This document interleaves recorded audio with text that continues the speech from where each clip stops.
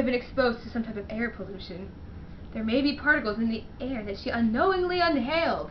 Now those particles are in her lungs. Air pollution are particles that can cause harm to people, animals, or crops, but is difficult to detect because it is usually microscopic.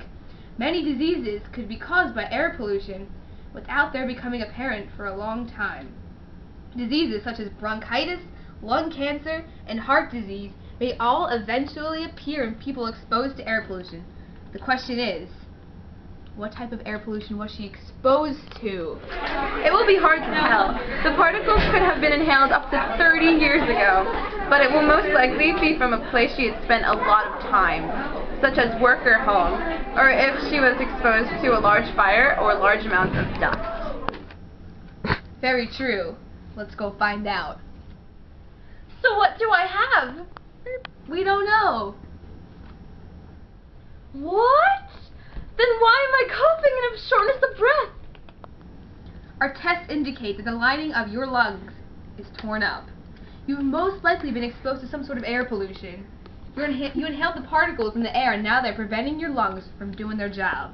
What is in my lungs then? We don't know. That's what we aim to find out. Tell us, do you have any ideas of where you might have been exposed to excessive air pollution? Keep in mind that it could have happened at any time in your life. Not that I can think of. I lived in the suburbs my whole life and I don't smoke. Silly girl.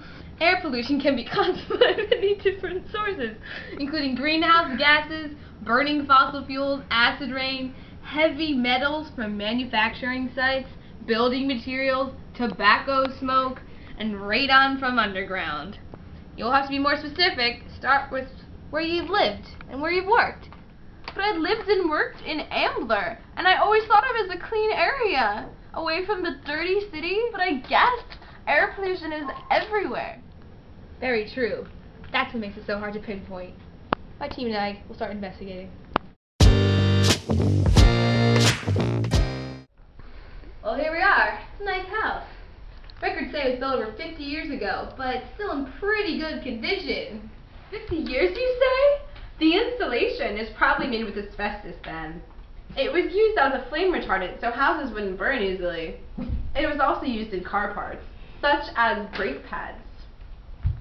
Good observation. Asbestos can lead to many different respiratory problems, including lung cancer, asbestosis, and mesothelioma. Our patient could have any of those, but she would have to be exposed to much more asbestos than her house, because the asbestos wouldn't get in the air without disruption. Let's check out her workplace. She works at a shop at Ambler, near the train station. Isn't that very close to the asbestos plant? Yes, just a few blocks. Let's go!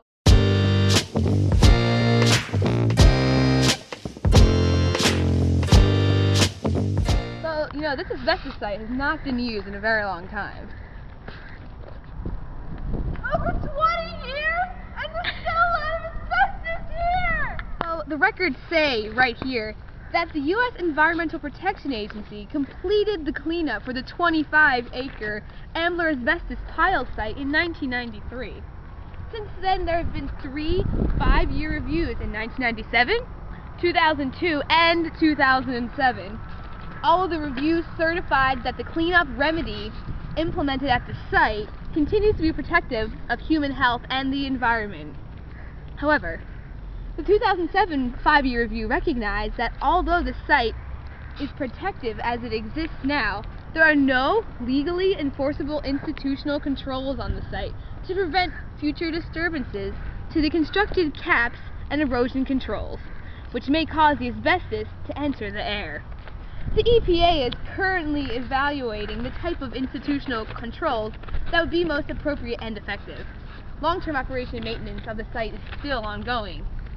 There is potential danger here. Luckily, the EPA seems to have good control over the site because it could affect many people. There are 1.5 million cubic yards of asbestos here, and approximately 6,000 people live within a half-mile of the site. The nearest residence is within 200 feet of one of the piles, Whittaken Creek, and its floodplain bordered the site. It's very important to minimize the disturbances of the site because of all the people that live and work nearby, as well as the creek. The asbestos could affect many more people and animals if it gets in the water. I think we have found our source. It appears that due to your long exposure to asbestos at the Ambler asbestos pile site, you have developed mesothelioma. Oh no, is there a treatment? What am I supposed to do? Currently, there is no complete treatment for the disease. However, there is a treatment to remove damaged scar tissue, which should help to ease your symptoms. The most important thing to do in your case is to cease any asbestos exposure. Thanks, Doc. But how are people supposed to stop exposure from asbestos completely? Isn't it hard to detect? Well, first off, the U.S. government has banned the use of asbestos due to the awareness of its negative health effects. Fiberglass has become the main substitute for asbestos as its negative effects are far less worse than that of asbestos exposure. Trained professionals have the knowledge to remove the asbestos properly from sites, so it's important for people who come across asbestos to rely on professional assistance. But if I come across asbestos, won't it be too late? Generally, a material in good condition will not release asbestos fiber. There's no danger unless the material is damaged and the fibers are released and inhaled into the lungs. All in all, it's best to leave asbestos material that is in any condition alone and contact a professional. And asbestos is hardly ever used anymore. Since the 1990s, there's been a drastic decline in asbestos, thanks in part to research that shows how harmful asbestos really is. Thanks, Doc, for helping me out. No problem. We will start you on the removal treatment this afternoon and monitor your symptoms until they start to subside.